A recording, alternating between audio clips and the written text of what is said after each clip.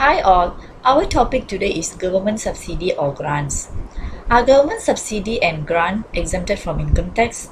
Subsidy and grant financed by federal government and state government are exempted from tax.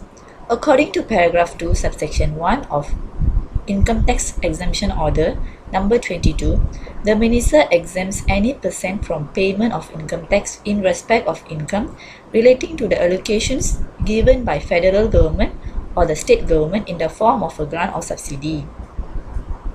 What is the tax treatment for the expenditure financed by the government grant or subsidy?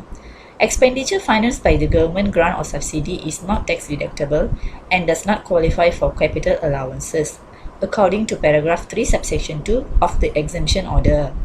Paragraph 3 subsection 2 states that where the expenditure incurred in a basis period for a year assessment is reimbursed in full or in part by the income referred to in subparagraph 2 subsection 1, any deductions or allowances to be made or will have been made under the Act or the Promotion of Investment Act 1986 in relation to that expenditure shall be disregarded for that year of assessment and subsequent year of assessment.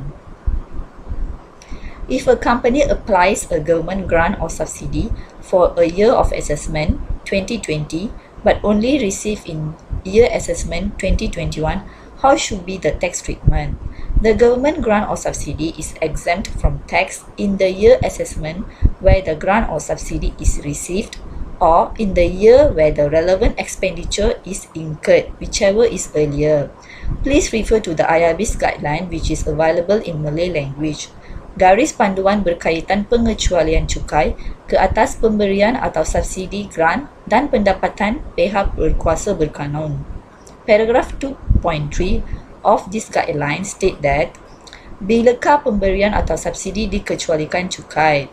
Setiap pemberian atau subsidi yang diluluskan oleh kerajaan persekutuan atau kerajaan negeri adalah dikecualikan cukai dalam tahun taksiran ianya diterima. The tax case that we can refer is Cantika Kelang Beras Sendirian Berhad versus Ketua Pengarah Asir Dalam Negeri 2017. The taxpayer is actually a rice miller received subsidy for rice and paddy seedling. Taxpayer chooses to claim exemption from declaring as income under the exemption order. However, LHDN takes the stance that the subsidy scheme is to ensure the price of ST15 rice remain low despite of the sharp increase in production costs.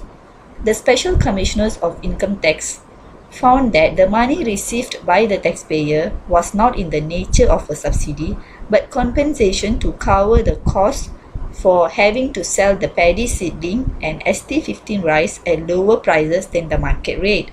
The High Court dismissed the appeal.